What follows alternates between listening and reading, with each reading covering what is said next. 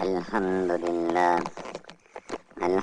لله وكفى وسلام على عباده الذين اصطفى أما بعد فأعوذ بالله من الشيطان الرجيم بسم الله الرحمن الرحيم واذكر عبدنا أيوب إذ نادى ربه أني مسني الشيطان بنصب وعذاب اركض برجلك هذا مغتسل بارد وشراب صدق اللہ العظیم.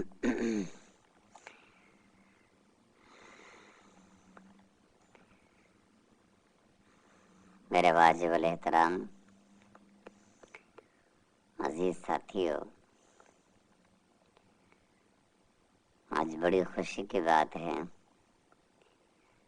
کہ اللہ تبارک و تعالی کی توفیق سے ہم لوگ ایک جگہ آج پھر اکٹھے ہیں.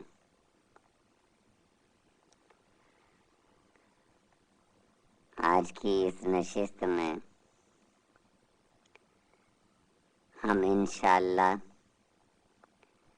حضرت ایوب علیہ السلام کا تذکرہ کریں گے. سب سے پہلی بات یہ ہے کہ ایوب علیہ السلام کا عہد کون سا ہے. اس بارے میں نہ تو قرآن میں کوئی اس کا تذکرہ ملتا ہے اور نہ ہی احادیث کے اندر اس کا کوئی تذکرہ ملتا ہے. البتہ تورات کی روشنی سے تاریخ کی کتابوں کے اندر اتنی بات ملتی ہے کہ حضرت ایوب اور حضرت یونس علیہ السلام، اگلی ہماری نشست یونس علیہ السلام سے متعلق ہوگی. ان دونوں کا جو زمانہ ہے، ان دونوں کا جو عہد ہے، وہ حضرت یعقوب اور یوسف علیہ السلام اور حضرت موسیٰ اور ہارون علیہ السلام کے بیچ کا ہے.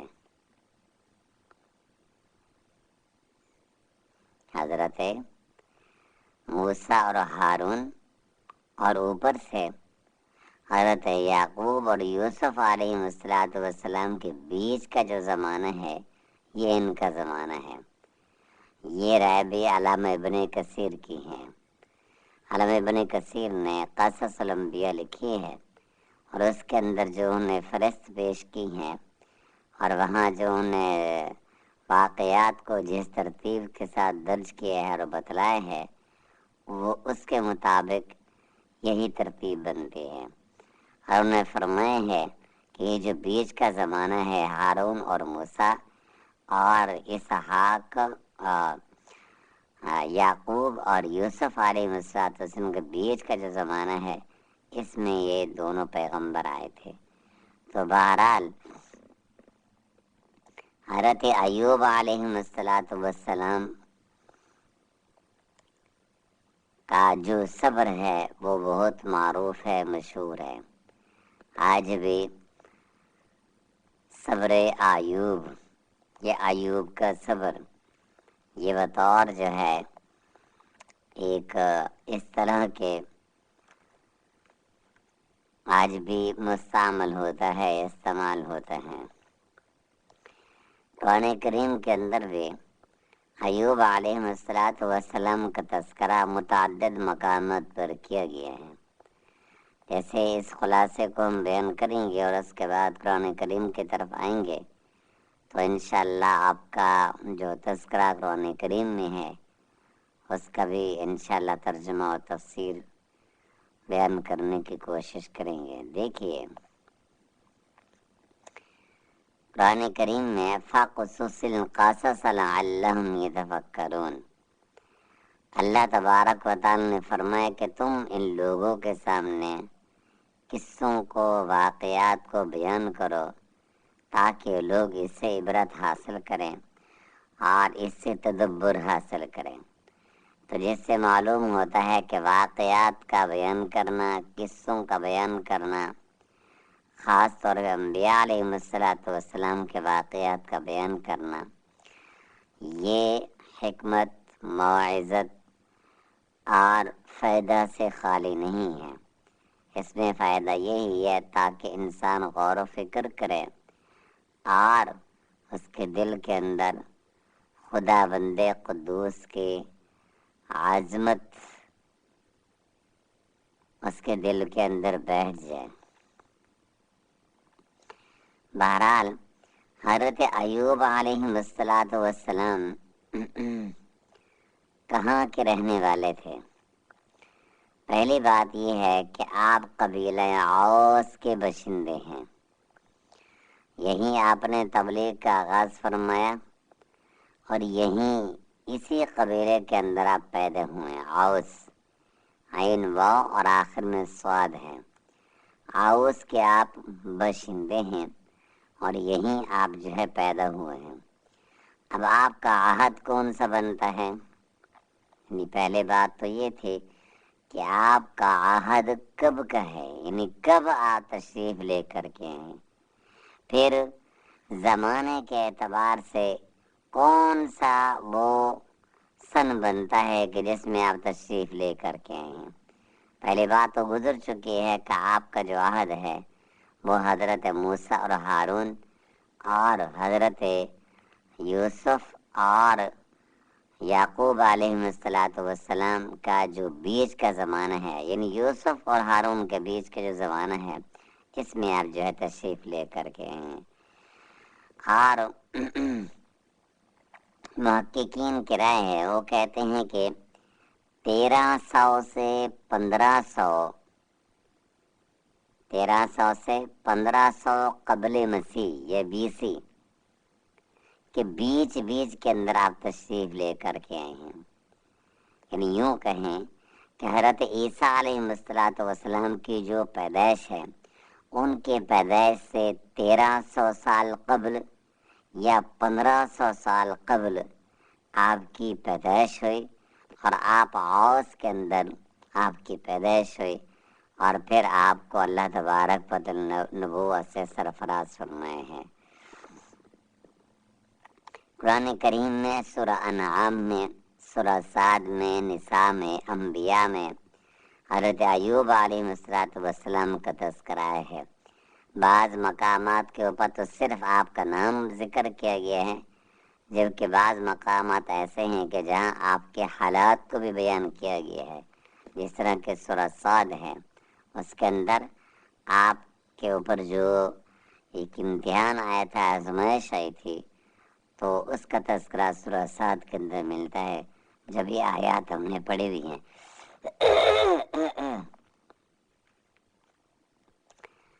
حضرت ایوب علیہ السلام کا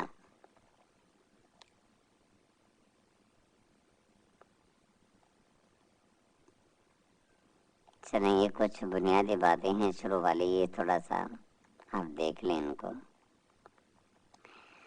حضرت ایوب علیہ السلام کی جو نسب ہے وہ بھی ذرا سماعت کر لیں۔ آپ کا نسب نامہ کچھ اس طرح سے بیان کیا گیا ہے، یہ مفتی شفیع عثمانی صاحب نے بیان کیا ہے۔ فرمایا ابو بن زراح بن موس بھی بیان کیا گیا ہے اور اوس بھی، یعنی موس بھی ہو سکتا ہے، اوس بھی ہو سکتا ہے، اور بن عیسو، بعض دفعہ سواد کے ساتھ اور بعض دفعہ سین کے ساتھ اس کو بیان کیا گیا ہے، دونوں طرح سے استعمال ہوا ہے۔ تو عیسو جو ہیں یہ یعقوب علیہ السلام کے صاحبزادے تھے، تو ان کی لڑی میں اور ان کی نسل کے اندر آپ تشریف لے کر کے ہیں۔ عیسو کی اور یہ ایوب کا معنی ہے اللہ کی طرف رجوع کرنے والا، اللہ تبارک و تعالی کی طرف رجوع کرنے والا۔ پھر آپ کو حوران بھی کہتے ہیں۔ حوران اس علاقے کی طرف نسبت کرتے ہوئے آپ کو حوران کہا گیا جہاں آپ کی پیدائش ہوئی، اور یہ علاقہ جو ہے شام اور اردن کے بیچ کے اندر تھا۔ یہ حوران شام اور اردن کے بیچ میں یہ علاقہ تھا جہاں آپ کی پیدائش ہوئی۔ عیسو کی اولاد میں آپ تشریف لے کر کے ہیں جیسا کہ ابھی آپ کو بتائے ہیں، اور حضرت لوط علیہ السلام کی جو خاندان تھا، جو آگے کی طرف ان کی نسل چلی ہے، ان سے آپ کی والدہ تھیں۔ مطلب یہ ہے کہ باپ کا جو نسب پیچھے کی طرف چلتے چلتے پہنچتا ہے تو عیسو، اور عیسو سے یعقوب علیہ السلام تک پہنچتا ہے، اور جو والدہ کا آپ کا نسب ہے تو وہ چلتے چلتے حضرت لوط علیہ السلام تک جا کر کے پہنچتا ہے۔ تو جس سے معلوم یہ ہوا کہ آپ کے والد بھی نبی اور پیغمبر کی اولاد میں سے ہیں، اور آپ کی والدہ بھی نبی اور پیغمبر کی اولاد میں سے ہیں۔ تو یہ اعزاز آپ کو حاصل ہے کہ آپ کا نسب مادری اور اسی طرح آپ کا نسب جو والد کی طرف سے جو ہے چلا ہے، تو دونوں پیچھے جا کر نبیوں سے ملتے ہیں۔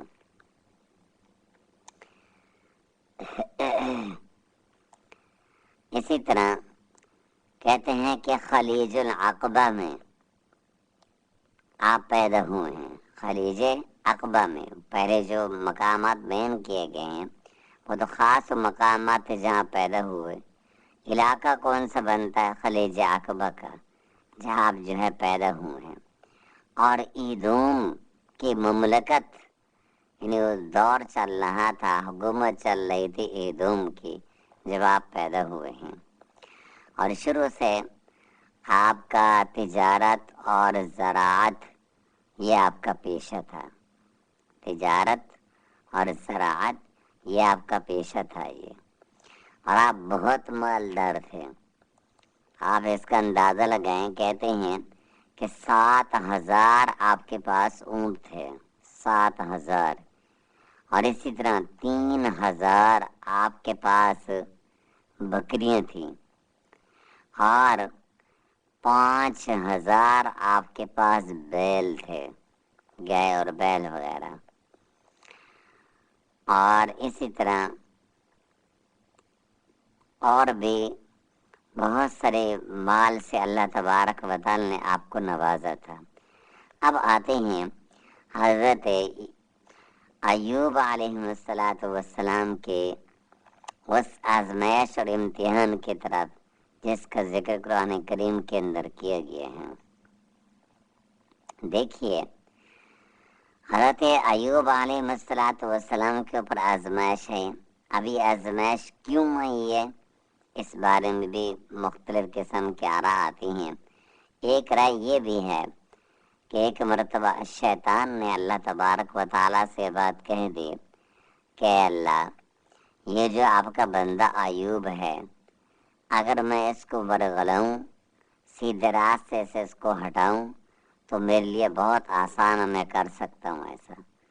تو اللہ تبارک و تعالیٰ نے فرمایا کہ نہیں، ایسا نہیں ہو سکتا، یہ میرے اس بندے کو ایوب کو تو سیدھے راستے سے نہیں بھٹکا سکتا۔ تب کہتے ہیں کہ شیطان نے کہا، اے اللہ، آپ مجھے اختیار دے دیجئے تاکہ میں اس پر کوشش کروں۔ تو اللہ تبارک و تعالی نے پھر اختیار دے دیا کہ تم اس پر اختیار ہے، تم جیسے زور لگاؤ، لیکن یہ ہے کہ یہ بندہ مجھ سے ہٹنے والا نہیں ہے یہ۔ چنانچہ اس پر اس کا خاص جو ہے اثر ہوا شیطان کا، جس سے پھر آپ جو ہے بیمار ہوئے۔ اب یہ جو آپ کی بیماری تھی یہ تو اٹل ہے کہ آپ پر آئی تھی، اب آئی کیسے تھی، کیوں آئی تھی، اس بارے میں بھی ذرا مختلف جو آراء ہیں، ان کی طرف نہ جائیں تو زیادہ بہتر ہو۔ جیسے کہ ابھی یہ بیان کی ہے یہ تورات وغیرہ سے لی گئی ہیں، تو اس لحاظ سے تورات کے اندر تو زبور میں اور انجیل میں عیسائیت نے، یہودیت نے، سبائیت نے جو اس کے اندر تبدیلیاں کی ہیں اور اس کے اندر تحریفات کی ہیں، وہ تو میں حد سے بڑی ہوئی ہیں۔ آپ دیکھیے کہ 10-12 سال کے اندر عیسائیت اور یہودیت آج بھی ایسا کرتی ہے کہ تورات ہو یا انجیل ہو، اس کی جو اصل عبارات ہیں، ٹیکسٹ ہیں، ان کو بھی چینج کر دیتے ہیں، ان کے مطلب اور مفہوم کو بھی چینج کر دیتے ہیں، حتیٰ کہ ان کی تشریحات کو بدل دیتے ہیں۔ جب اس قدر اس کے اندر تعریفات ہوں تو اس میں پھر بقیہ کیا بچتا ہے؟ اس لیے کہتے ہیں کہ آج اس میں سچ اور جھوٹ کا امتیاز کرنا اور دونوں کو الگ کرنا بھی مشکل ہو گیا ہے۔ کوئی محقق نہیں کہ دعویٰ کرتا کہ میں اس میں سے جھوٹ اور سچ کو علیحدہ کر سکتا ہوں۔ میں اس قدر مکسنگ ہو چکی ہے۔ بہرحال ایوب علیہ السلام کی جو آزمائش تھی، مفتی صاحب فرماتے ہیں قصص الانبیاء میں کہ وہ اس طرح تھا کہ آپ جذام جیسی بیماری کے اندر آپ مبتلا ہو گئے تھے، یعنی دل اور اسی طرح جگر کے علاوہ باقی جو آپ کا جسم تھا، یہ گویا کہ جس طرح کینسر ہوتا ہے، اس طرح کی بیماری کے اندر آپ مبتلا ہو گئے۔ اب آپ کے پاس جو مال و دولت تھا وہ بھی سب ان سے جو ہے چھن گیا۔ مال کے بارے میں آتا ہے کہ جن کی کھیتیاں تھیں اور اس طرح ان کے پاس ساز و سامان تھا، تو کہتے ہیں کہ اس کو کسی نے آ کر آگ لگا دی، تو اس طرح وہ سب کچھ جو ہے جل کر بھسم ہو گیا۔ آپ کی جو اولاد تھی، وہ کہتے ہیں 7 آپ کی لڑکیاں تھیں اور 7 آپ کے لڑکے تھے۔ تو اس وقت کیا ہوا کہ وہ اپنے کمرے میں سوئے ہوئے تھے، تو اوپر سے چھت گری تو وہ نیچے سارے جو ہے دب کر مر گئے، وہ ختم ہو گئے وہ۔ تو اس طرح مال بھی آپ سے جاتا رہا اور اسی طرح آپ سے جو اولاد تھی وہ بھی جاتے رہے۔ لیکن حضرت ایوب علیہ السلام نے یہ کبھی نہیں کہا کہ ہو یہ میرے ساتھ کیا ہو گیا، اے اللہ تو نے میرے ساتھ یہ کیا کر دیا۔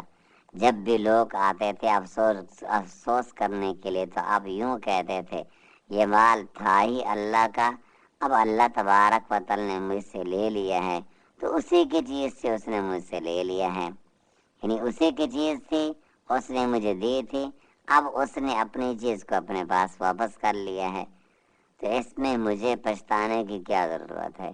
وہ تھا مال میرا تھا ہی نہیں، وہ اگر میرا ہوتا تو مجھے اس پر افسوس ہوتا۔ تو اس پر بھی لوگ جو ہے تعجب کرتے تھے، اور شیطان کو تو ظاہر اس پر حسد بھی ہونا تھا اور بغض بھی ہونا تھا کہ سب کچھ ہو چکا، لیکن اس کے بعد بھی ایوب علیہ السلام اللہ تبارک و تعالی کی شکری کرتے ہیں، نہ شکری نہیں کرتے۔ تو جب سب کچھ آپ سے جو چھن گیا، اب اللہ تبارک و تعالی کی طرف سے انہی کی خود ان کے جان پر جو ہے وہ ان پر آزمائش ہے کہ جذام جیسی بیماری کے اندر آپ مبتلا ہو گئے۔ پھر یہ ہوا کہ ظاہر ہے کہ جب اس طرح کی بیماری ہو اور اس طرح کے آدمی ایک بیماری کے اندر مبتلا ہو چکا ہو تو فیملیز کے اندر، گھر والوں کے اندر اس کا رہنا مشکل ہوتا ہے۔ چنانچہ حضرت ایوب علیہ السلام کے لیے باہر ایک جھوپڑا بنا دیا گیا تھا اور آپ کو وہاں ڈال دیا گیا تھا، اور آپ سارا دن وہیں پڑے رہتے تھے، اور اسی حالت میں 7 سال آپ نے گزار دیے۔ لیکن 7 سالوں میں کبھی آپ نے یہ نہیں کہا تھا او ہو میرے ساتھ کیا ہو گیا، اے اللہ تو نے میرے ساتھ یہ کیا کر دیا۔ یہ نہ شکر کے الفاظ کبھی زبان پر نہیں آئے تھے۔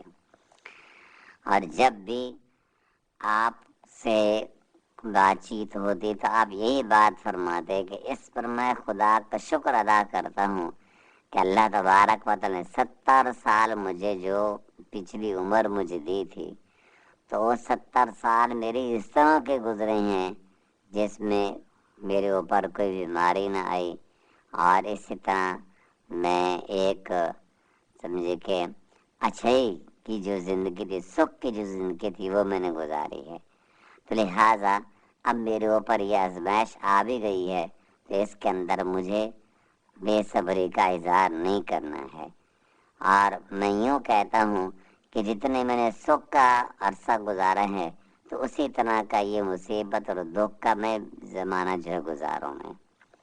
تو یہ ایک طرح کی آپ کا صبر کی انتہا تھی، یعنی صبر کے الفاظ کی انتہا تھی یہ۔ حضرت ایوب علیہ السلام کی بیوی تھی جن کا نام تھا لیہ بنت میشا اور بن یوسف علیہ السلام، یعنی حضرت یوسف علیہ السلام کی پوتی تھیں یہ، جن کے ساتھ آپ کا نکاح ہوا ہے یہ۔ تو اب اس سے یہ بھی آپ اندازہ لگا سکتے ہیں کہ ان کا جو زمانہ ہے وہ یوسف علیہ السلام اور موسیٰ اور ہارون کے بیچ کے اندر ہے یہ، کیونکہ ان کے پوتے کے ساتھ آپ کا نکاح ہوا ہے۔ تو یہ حضرت موسیٰ اور ہارون کے بعد کا زمانہ نہیں بنتا، کیونکہ اس میں پھر بہت زیادہ آ جائے گا، تو ان کی پوتی کے ساتھ آپ کا نکاح نہیں جڑ سکتا۔ تو اس لحاظ سے آپ کا جو زمانہ ہے اور یونس علیہ السلام کا جو زمانہ ہے وہ اس بیچ کا زمانہ ہے، وہ جس میں تقریباً 400 سال بنتے ہیں یہ حضرت موسیٰ اور حضرت یوسف علیہ السلام کے بیچ میں۔ تو آپ کی جو بیوی تھی وہ آپ کی خدمت کرتی تھی اور ہر وقت آپ کے پاس رہتی تھی اور بہت زیادہ آپ کی خدمت کرتی تھی، ہر وقت آپ کے پاس بھی رہتی تھی۔ تو ایک مرتبہ جب وہ شیطان کے بارے میں آتا ہے کہ وہ آیا ان کے پاس اور ان سے آ کر کہا، اس نے یعنی ایک انسانی شکل میں آیا اور بابا بن کر آیا، اس نے کہا اس عورت سے، یعنی حضرت ایوب علیہ السلام کی بیوی سے کہا کہ اگر میں آپ کے خامند کو درست کر دوں، ٹھیک کر دوں، تو اس پر تم صرف اتنی بات کہہ دینا کہ اسی نے ہم کو ٹھیک کیا ہے، اسی نے مجھ کو شفا دی ہے، اسی نے میرے خامند کو درست کیا ہے، صرف اتنی بات کہہ دینا۔ تو چونکہ آپ لمبی بیماری کے اندر مبتلا تھے اور کتنا عرصہ گزر چکا تھا، تو آپ کی بیوی نے کہہ دیا چلو ٹھیک ہے ہم اس طرح کہہ دیں گے، لیکن یہ کہ درست کر دو ان کو۔ تو اس کو ساتھ لے کر حضرت ایوب کی خدمت کے اندر آ گئی۔ حضرت ایوب سے آ کر کہا کہ یہ بابا ہیں، یہ آئے ہیں اور یہ کہتے ہیں کہ میں ٹھیک کر دوں گا، لیکن یہ ہے کہ جب یہ ٹھیک ہو جائیں تو یہ صرف اتنی بات کہہ دیں کہ میں نے اس کو ٹھیک کیا ہے۔ حضرت ایوب علیہ السلام فوراً سمجھ گئے اور آپ نے فرمایا اوہو یہ تو شیطان ہے یہ، اور وہ اس وقت بھاگ گیا۔ وہ پھر آپ نے اپنی بیوی کے ساتھ غصہ کیا اور غصہ کرتے ہوئے آپ نے فرمایا کہ جب میں درست ہو گیا نا تو میں 100 کوڑے تجھ کو ماروں گا، 100 کوڑے میں تجھ کو ماروں گا، تو نے مجھے الفاظ کیوں کہلوانا چاہتی تھی تو مجھے، تو اس لحاظ سے تمہیں 100 کوڑے ماروں گا میں۔ حضرت ایوب علیہ السلام کی جب وہ بیماری جاتی رہی، اس کا واقعہ بھی کچھ اس طرح آتا ہے کہ اللہ تبارک و تعالی نے سے فرمایا، جس کا بھی ترجمہ بھی ہم کریں گے، سورہ 7 کے اندر ہے، اللہ نے فرمایا کہ تم زمین کے اوپر اپنے پاؤں کو رگڑو، ایڑیوں کو رگڑو۔ چنانچہ ایڑیوں کو رگڑا تو وہاں سے پانی کا چشمہ جاری ہو گیا، وہ پانی کا چشمہ آج بھی موجود ہے۔ تو کہا کہ وہ پانی کا چشمہ جاری ہو گیا، ایوب علیہ السلام نے اس سے وہ پانی پیا، اور اسی طرح ایک اور چشمہ جاری ہوا دوسرے پاؤں کے ذریعے سے، تو اس سے آپ نے پانی لیا، ٹھنڈا پانی تھا، اور اس کو اپنے جسم کے اوپر ڈالا۔ تو اس طرح پھوڑے اور پھنسی بھی کہا جاتا ہے آپ کے جسم پر نکلی تھی، اور اسی طرح جو بھی بیماری تھی ظاہری طور پر یا اندر باطنی طور پر تھی وہ سب کے سب جو ہے درست ہو گئی، اور آپ بالکل صاف شفاف ہو گئے، اور اس قدر جو ہے خوبصورت آپ بن گئے کہ آپ کی بیوی آپ کو پہچان بھی نہ سکی۔ اور اللہ تبارک و تعالی نے فرشتوں کو بھیجا جو جنت سے ان کے لیے سفید لباس لے کر کے آئے تھے، اور اس لباس کو یہ پہن کر ایک طرف جو ہے کونے کے اندر بیٹھ گئے۔ تو آپ کی بیوی جب کہیں سے آئی وہ تو آ کر دیکھا تو اپنے خاوند کو پہچان بھی نہ سکی وہ، یعنی ان کا وہ جسم صاف ستھرا ہو چکا ہے، اور اس طرح وہ جیسے پوشاک پہن کر بیٹھے تھے وہ تو پہچان بھی ان کو نہ ہو سکی ان کی بیوی کو۔ تو جیسے اندر داخل ہوئیں تو کہنے لگے کہ اوہ یہاں تو میرا خاوند رہتا تھا، اور آپ کی شکل و صورت کے ساتھ اس کی بھی صورت ملتی تھی، آپ نے کہیں اس کو دیکھا ہے؟ تو آپ نے فرمایا ہو میں تمہارا خاوند ہوں، میں ایوب ہوں میں۔ تو جب انہوں نے غور سے دیکھا تب ان کو پہچانے کہ ہاں یہ تو واقعی جو ایوب ہیں۔ تو آپ نے فرمایا کہ میرے رب کا کرم ہوا کہ اس نے مجھ کو ٹھیک کر دیے ہے، اور جو میری صحت جو ہے چلی گئی تھی اس میری صحت کو اللہ تبارک و تعالی نے اب واپس لٹا دیا ہے۔ تو اس طرح ان کے اوپر اللہ تبارک و تعالی کی طرف سے یہ آیا تھا، امتحان آیا تھا۔ اب انہوں نے اس امتحان کے اندر پوری کامیابی حاصل کی ہے۔ نبی اکرم صلی اللہ علیہ وسلم نے بھی ایک مرتبہ ارشاد فرمایا، آپ نے فرمایا اشد الناس بلاء الانبیاء ثم الصالحون ثم الامثل فالامثل۔ آپ نے فرمایا کہ انبیاء میں سے سب سے لوگوں میں سے سب سے زیادہ جو مصیبتیں آتی ہیں وہ انبیاء علیہ السلام پر آتی ہیں۔ پھر فرمایا ثم الصالحون، پھر اس کے بعد جو جس قدر نیکوکار لوگ ہوتے ہیں پھر ان کے اوپر آتے ہیں، ثم الامثل فالامثل، پھر جو جتنا جو ہے اس نیکوکاری کے اور اس پر گیزگی کے قریب ہوتا ہے اس پر اتنی ہی مصیبت زیادہ آتی ہے، امتحان اس پر زیادہ آتا ہے۔ پھر اسی طرح آپ نے فرمایا کہ سب سے زیادہ جو امتحانات آئے ہیں، سب سے زیادہ جو مشکلات آئی ہیں میرے اوپر آئی ہیں، اور یہ بات بالکل درست ہے یہ۔ تو اس طرح یہ جو ہے کچھ واقعات جو ہے پیش آئے تھے یہ، اور اللہ تبارک و تعالی نے پھر حضرت ایوب علیہ السلام کو شفا عطا فرما دی اور آپ بالکل درست ہو گئے۔ اب آتے ہیں قرآن کریم کی طرف کہ جہاں اللہ تبارک و تعالی نے آپ کا تذکرہ فرمایا ہے، اور قرآن کریم میں آپ کا بعض مقامات پر تو صرف نام کا تذکرہ کیا ہے،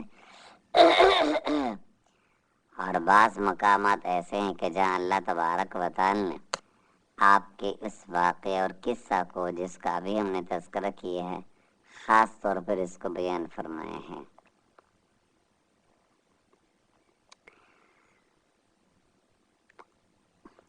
سورہ انعام ہے، اس کے اندر بھی آپ کے واقعے کو بیان کیا گیا ہے، اور اسی طرح سورہ صاد ہے، اس کے اندر تو یہی واقعہ جو بھی ہم نے دہرائے ہیں اس کو وہاں کسی قدر تفصیل کے ساتھ جو ہے بیان کیا گیا ہے، تو اس کا ترجمہ اور تفسیر ہم دیکھتے ہیں۔ دیکھیے سب سے پہلی صورت یہ صورت ہے سورۃ النساء، آیت نمبر 163 ہے، 163۔ اِنَّا أَوْحَيْنَا إِلَيْكَ كَمَا أَوْحَيْنَا إِلَى نُوحٍ وَالنَّبِيِّينَ مِن بَعْدِهِ وَأَوْحَيْنَا إِلَى إِبْرَاهِيمَ وَإِسْمَاعِيلَ وَإِسْحَاقَ وَيَعْقُوبَ وَالْأَسْبَاطِ وَعِيسَى وَأَيُّوبَ وَيُونُسَ وَهَارُونَ وَسُلَيْمَانَ وآتینا داؤد زبورا۔ اللہ نے فرمایا کہ اے پیغمبر ہم نے تمہارے پاس اسی طرح کی وحی بھیجی ہے جیسے ہم نے نوح اور اس کے بعد دوسرے نبیوں کے پاس بھیجی تھی۔ نوح کے پاس بھیجی اور اس کے بعد جو نبیاں ہیں وہ سب کی طرف اشارہ ہو گیا ہے۔ حضرت ابراہیم کی طرف بھی ہو گیا، اسماعیل کی طرف بھی ہو گیا، اسحاق کی طرف بھی ہو گیا، یوسف کی طرف بھی ہو گیا، اور اسی طرح داؤد اور حضرت سلیمان علیہ السلام کی طرف بھی ہو گیا۔ تو ایوب اور یونس کی طرف بھی اللہ تبارک و تعالی نے اشارہ جو ہے فرما دیا ہے۔ اور ہم نے ابراہیم، اسماعیل، اسحاق اور یعقوب اور ان کے اولاد کے پاس، ان میں سے عیسیٰ ہیں، ایوب ہیں، یونس ہیں، ہارون ہیں، اور سلیمان کے پاس بھی ہم نے اسی طرح کی وحی بھیجی تھی جس طرح کہ ہم نے وحی آپ کے پاس بھیجی ہے۔ اور ہم نے داؤد کو زبور بھی عطا فرمائی تھی۔ انشاءاللہ داؤد علیہ السلام کا تذکرہ آئے گا تو تب ان کا ذکر کریں گے۔ اسی طرح سورہ انعام آیت نمبر 84 ہے یہ، وہاں پر بھی اللہ تبارک و تعالی نے ایوب علیہ السلام کا تذکرہ کیا اور صرف نام کی حد تک وہاں ذکر کیا ہے۔ فرمایا وَوَهَبْنَا لَهُ إِسْحَاقَ وَيَعْقُوبَ كُلًّا هَدَيْنَا وَنُوحًا هَدَيْنَا مِنْ قَبْلُ وَمِنْ ذُرِّيَّتِهِ دَاوُودَ وَسُلَيْمَانَ وَأَيُّوبَ وَيُوسُفَ وَمُوسَى وَهَارُونَ وَكَذَلِكَ نَجْزِي الْمُحْسِنِينَ۔ اور ہم نے ابراہیم کو اسحاق جیسا بیٹا عطا کیا اور یعقوب جیسا پوتا ہم نے ان کو عطا کیا، اور ان میں سے ہر ایک کو ہم نے ہدایت دی، اور نوح کو ہم نے پہلے ہی ہدایت دی تھی۔ ان کی اولاد میں سے داؤد، سلیمان، ایوب، یوسف، موسیٰ اور ہارون کو بھی، اور اس طرح ہم نیکوکار لوگوں کو بدلہ دیا کرتے ہیں۔ اس سے ایک بات تو یہ واضح ہو گئی کہ یہ سب کے سب حضرت ابراہیم کے اولاد میں سے ہیں۔ تو جس طرح وہ وقت کے نبی تھے، جیسا کہ ایوب علیہ السلام نبی تھے، اسی طرح محمد صلی اللہ علیہ وسلم آپ بھی اللہ کے نبی ہیں، پیغمبر ہیں۔ جس طرح ہم نے ان کے پاس وحی بھیجی تھی اسی طرح کی وحی ہم نے آپ کے پاس بھیجی ہے۔ اب آتے ہیں سورہ انبیاء کی طرف۔ وَأَيُّوبَ إِذْ نَادَى رَبَّهُ أَنِّي مَسَّنِيَ الضُّرُّ وَأَنْتَ أَرْحَمُ الرَّاحِمِينَ۔ اور ایوب کو دیکھو جب انہوں نے اپنے پروردگار کو پکارا کہ مجھے یہ تکلیف لگ گئی ہے اور تو سارے رحم کرنے والوں سے بڑھ کر رحم کرنے والا ہے، یعنی اے اللہ میں بیمار ہو چکا ہوں اور مجھے شیطان نے چھو لیا ہے، یعنی اس نے مجھ کو تکلیف پہنچا دی ہے، اس لیے اے میرے پروردگار تو سب سے زیادہ رحم کرنے والا ہے، اس لیے میرے ذات کے اوپر رحم کر اور مجھے شفا یابی سے نواز دے۔ تو اللہ تبارک و تعالی نے پھر آپ کو شفا یابی سے نواز دیا۔ جیسے آگے اللہ فرماتے ہیں فَاسْتَجَبْنَا لَهُ فَكَشَفْنَا مَا بِهِ مِنْ ضُرٍّ وَآتَيْنَاهُ أَهْلَهُ مِثْلَهُم مَّعَهُمْ رَحْمَةً مِّنْ عِندِنَا وَذِكْرَىٰ لِلْعَابِدِينَ۔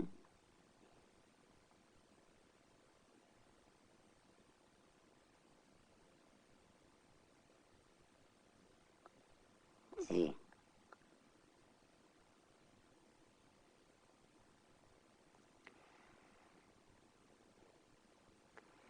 دیکھیے اس کا ترجمہ۔ اور پھر ہم نے ان کی دعا کو قبول کیا، یعنی وہ ایوب بار بار ہم کو پکار رہے تھے تو ہم نے ان کی دعا کو قبول کیا کہ جو ان کو تکلیف پہنچی تھی اس تکلیف کو ہم نے دور کر دیا، اور جو تکلیف لائق تھی اسے ہم نے دور کر دیا، ان کو ان کے گھر والوں کو بھی دے دیے، یعنی وہ جو ان کے بچے تھے نا جو فوت ہو چکے تھے۔ ابن عباس رضی اللہ عنہ ابن مسعود کی روایت سے جو ہے معلوم ہوتا ہے، وہ فرماتے ہیں کہ ان کے وہ لڑکے دوبارہ سے زندہ ہو گئے اور ان کی وہ لڑکیاں بھی دوبارہ سے زندہ ہو گئی، اور اتنے ہی اللہ تبارک و تعالی نے مزید ان کو جو ہے عطا کر دیے تھے۔ بعض روایت میں اس سے زیادہ بھی جو ہے تعداد جو ہے ملتی ہے، اور ان کے ساتھ اتنے اور لوگ بھی کہتے ہیں کہ 7 ان کے لڑکے تھے، 7 لڑکیاں تھیں، یہ تکلیف کے آنے سے پہلے پہلے ان کی تعداد تھی بچوں کی، تو سب کے سب جو ہے وہ اس چھت کے نیچے آ کر دب کر مر گئے تھے وہ. لیکن جب یہ درست ہوئے تو اللہ تبارک پتن دوبارہ سے انہی کو زندہ کر دیا، اور اتنی ہی تعداد مزید ان کو دے دی، یعنی 14 پھر لڑکے دے دیے، 14 پھر لڑکیاں دے دی. مطلب یہ 7 پہلے سے تھے، 7 مزید دے دیے لڑکے اور لڑکیوں میں سے، تو 14 لڑکے ہوئے اور 14 لڑکیاں، تو 28 بچے آپ کے بنتے ہیں. اور تاکہ ہماری طرف سے رحمت کا مظاہرہ ہو اور عبادت کرنے والوں کو ایک یادگار سبق ملے، جو ہمارے بندے بنتے ہیں اس طرح پھر ہم ان کو نوازا کرتے ہیں. اور جب اس نے ہم کو پکارا ہے تو ہم نے ان کو بتلایا ہے کہ ہم آپ کے پکار کو سنتے ہیں. چلیں آگے پھر اسماعیل علیہ السلام کا تذکرہ ہے، تو یہ بڑا اختصار کے ساتھ یہاں اس صورت کے اندر جو ہے ذکر آئے ہیں. اب آتے ہیں سورہ صاد میں، جہاں کسی قدر تفصیل کے ساتھ اس کو بیان کیا گیا ہے. وَاذْكُرْ عَبْدَنَا أَيُّوبَ إِذْ نَادَىٰ رَبَّهُ أَنِّي مَسَّنِيَ الشَّيْطَانُ بِنُصْبٍ وَعَذَابٍ. اور ہمارے بندے ایوب کو یاد کرو کہ جب انہوں نے اپنے پروردگار کو پکارا تھا کہ شیطان نے مجھے دکھ اور آزار لگا دیا ہے، یعنی شیطان نے مجھ کو تکلیف پہنچا دی، اے میرا پروردگار تو ہی مجھے درست کر دے. کس نے کہا؟ حضرت ایوب علیہ السلام نے کہا. تو اس سے یہ بھی بات جو ہے معلوم ہو گئی کہ جب انسان کو کوئی تکلیف پہنچے، اور یہ انسان کی زندگی کا حصہ ہے، کبھی نہ کبھی اس کو مصیبت اس پر آتی ہے، تکلیف اس پر آتی ہے، تو اس وقت بجائے کسی اور کے دروازے پر جانے کے صرف اور صرف اللہ تبارک و تعالیٰ کے دروازے پر آئیں، اللہ کو پکاریں. اللہ کو پکارنا سنت ہے، اللہ کو پکارنا یہ شریعت کے مطابق ہے، غیر اللہ کو پکارنا یہ شریعت کے بالکل خلاف ہے. یہ تو اس لحاظ سے اللہ تبارک و تعالیٰ سے دعا مانگنی چاہیے، اللہ کو پکارنا چاہیے. انبیاء علیہ السلام پر بھی کرب اور مصیبتیں اور پریشانیاں اور آزمائش آئی تھیں، تو انہیں صرف اللہ تبارک و تعالیٰ ہی کو پکارا تھا. یہ واقعات ہمیں انہی چیز کا درس دیتے ہیں. تو فرمایا کہ مجھے اے اللہ اس شیطان نے دکھ پہنچا دیا ہے، لہذا آپ مجھے درست کر دیجیے اور میری دعا کو قبول کر لیجیے. اور کچھ برجلک ھذا مغتسل بارد وشراب. تو اللہ تبارک و تعالی نے اس رفع بیماری کا حل ان کو بتلایا. فرمایا اور ہم نے ان سے کہا کہ اپنا پاؤں زمین پر مارو، جہاں آپ بیٹھے ہو یہیں اپنا پاؤں زمین پر رگڑو. یہ ٹھنڈا پانی ہے نہانے کے لیے بھی اور پینے کے لیے بھی. جب پانی وہاں سے نکلے گا تو اس سے آپ پیو بھی صحیح، تاکہ وہ آپ کے جسم کے باڈی کے اندر چلا جائے، اور بقیہ پانی اپنے جسم کے اوپر بہاؤ تاکہ وہ اپنے آپ کا جو زہری جسم ہے وہ بھی دھل جائے اس سے. تو یہ آپ کی جو بیماری ہے یہ ختم ہو جائے گی. یہ وَوَهَبْنَا لَهُ أَهْلَهُ مِثْلَ مَعَهُمْ رَحْمَةً مِنَّا وَذِكْرَىٰ لِأُولِي الْأَلْبَابِ. اور اس طرح ہم نے انہیں ان کے گھر والے بھی عطا کر دیے، ان کے ساتھ اتنے ہی اور بھی، تاکہ ان پر ہماری رحمت ہو. عقل والوں کے لیے ایک یادگار نصیحت ہے.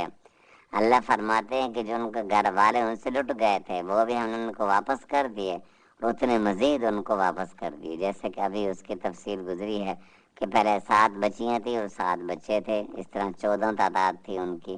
تو اللہ تبارک و تعالی نے ان کو واپس زندہ کر دیا، اور پھر مزید جو ہے 7 اور دے دیے لڑکے، 7 اور لڑکیاں دے دیں. تو 7 اور 7 14 ہو گئے، 14 اور 14 28 ہو گئے. تو آپ کے 14 بچے تھے، لڑکے تھے، اور 14 آپ کی لڑکیاں تھیں. کل تعداد جو 28 کو پہنچتی ہیں. وَخُذْ بِيَدِكَ ضِغْثًا فَاضْرِب بِهِ وَلَا تَحْنَثْ إِنَّا وَجَدْنَاهُ صَابِرًا نِعْمَ الْعَبْدُ إِنَّهُ أَوَّابٌ. اور ہم نے ان سے یہ بھی کہا کہ اپنے ہاتھ میں تنکوں کا ایک مٹھا لو اور اس سے مار دو، اور اپنی قسم مت توڑو. حقیقت یہ ہے کہ ہم نے انہیں بڑا صبر کرنے والا پایا، اور وہ بہترین بندے تھے. واقعہ وہ اللہ سے خوب لو لگائے ہوئے تھے. دیکھیے اللہ تبارک و تعالی فرماتے ہیں کہ جو اس نے قسم اٹھا لی تھی ایوب علیہ السلام نے بیوی کے سامنے کہ تو شیطان کے ورغلانے کے اندر آ گئی تھی اور تو مجھے بار بار یہ کہہ رہی تھی کہ اگر یہ آدمی تجھ کو درست کر دے تو پھر تم یہ کہہ دینا کہ اسی نے مجھے شفا دی ہے، تو کہا کہ میں قسم کھاتا ہوں کہ میں جب درست ہو گیا تو 100 کوڑے تم کو ماروں گا۔ تو اللہ نے فرمایا کہ اپنی قسم کو تم توڑو نہیں، بلکہ قسم کو اس طرح پورا کرو کہ 100 تن کے لے لو اور پھر ایک ہی مرتبہ اپنی بیوی کو مار دو۔ اس سے یہ ہوگا کہ ان کے جسم کے اوپر کوئی زیادہ ضرب نہیں لگے گی اور اس کو تکلیف بھی نہیں ہوگی اور جسم کو کوئی نقصان بھی نہیں پہنچے گا، اور آپ کی وہ جو منت ہے، آپ کی جو قسم ہے، وہ قسم بھی آپ کی پوری ہو جائے گی۔ تو یہ اللہ تبارک و تعالیٰ نے آپ کو حل بتلایا ہے اس کا۔ اور اللہ تبارک و تعالیٰ پھر حضرت ایوب علیہ السلام خود تعریف کرتے، فرمایا انا وجدناہ صابرا، سبحان اللہ، فرمایا کہ ہم نے اس کو بڑا صبر کرنے والا پایا۔ 7 سال گزر گئے اور کبھی نہ شکر کے الفاظ زبان پر نہیں آئے۔ نعم العبد، فرمایا کیسا ہی ہمارا بہترین بندہ تھا وہ، سبحان اللہ۔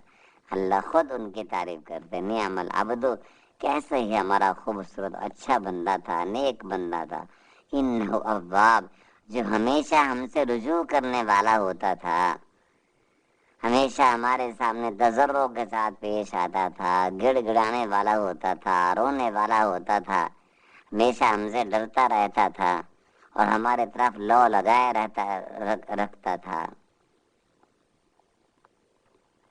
تو آگے پھر اللہ تبارک و تعالی نے حضرت ابراہیم، اسحاق، یعقوب علیہ السلام کا تذکرہ کیے ہیں، جن کا ذکر ہم پہلے جو ہے نشستوں کے اندر جو ہے کر چکے ہیں۔ تو اس طرح ایوب علیہ السلام کی مبارک زندگی کے اندر ان کے اوپر یہ پریشانی ان کے اوپر آئی اور یہ مصیبت ان کے اوپر بھی آئی، لیکن انہوں نے صبر سے جو ہے کام لیا ہے۔ اس واقعے نے جہاں ہمیں اور کئی اسباق دیے ہیں، تو ان میں سے یہ بھی ہے کہ انسان کی زندگی کا یہ حصہ ہے کہ کبھی نہ کبھی اس پر مصیبت اور کرب اور پریشانی آتی ہے۔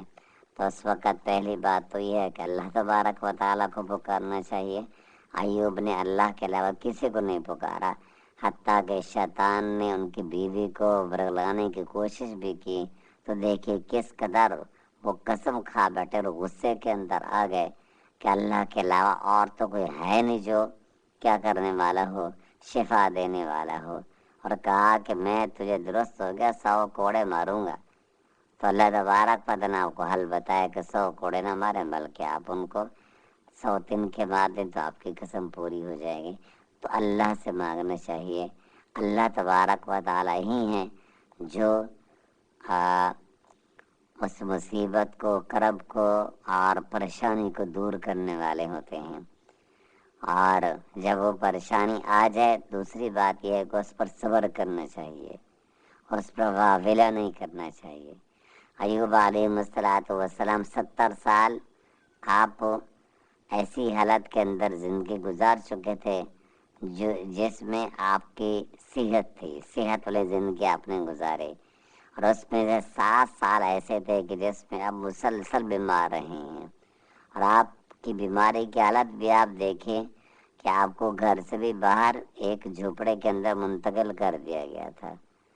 بعض لوگوں نے یہاں پر کہا ہے کہ آپ کے جسم کے اندر جو ہے نعوذ باللہ کیڑے پڑ گئے تھے، اور یہ باتیں عقل کے بھی خلاف ہیں، اور مفتی صاحب نے بھی اس کی تردید کی ہے بار بار، اور فرمایا کہ یہ الفاظ جو استعمال کرنا درست نہیں ہے، یہ کیونکہ انبیاء علیہ السلام کو اللہ تبارک و تعالیٰ اس قدر تذلل کے درجے تک نہیں پہنچا تھا، جس طرح کہ وہ یوسف علیہ السلام کے بارے میں آتا ہے نا، اسرائیلی روایت ملتی ہے کہ جب عزیز مصر کو جب یہ پتہ چلا، اس کی بیوی نے جب اس کو، زلیخا نے اس کو کہا، پہلے آپ سن چکے ہیں، زلیخا نے کہا کہ دیکھو اس کی حالت، یہ آپ کی بیوی کے اوپر ہاتھ ڈالنے والا تھا، اگر کہ آپ کی بیوی کے ساتھ ایسا کرے تو اس کی کیا سزا ہو سکتی ہے، میں تو یہی کہتی ہوں کہ اس کو جیل کے اندر ڈال دیا جائے۔ تو تو اس پر کہتے ہیں کہ اسرائیلی روایت ہے کہ ان کو ایک گدھے کے اوپر نوز بلا بٹھایا گیا اور پورے شہر کا چکر لگایا گیا، جبکہ یہ بات بالکل درست نہیں ہے، یہ بالکل بھی درست نہیں ہے۔ ہمارے مولانا طارق جمیل صاحب نے کبھی جو ہے یہ واقعہ بیان کر دیا تھا، تو اس کے بعد پھر دیکھیں کہ وہ کتنا سخت رد عمل لوگوں کی طرف سے آیا تھا۔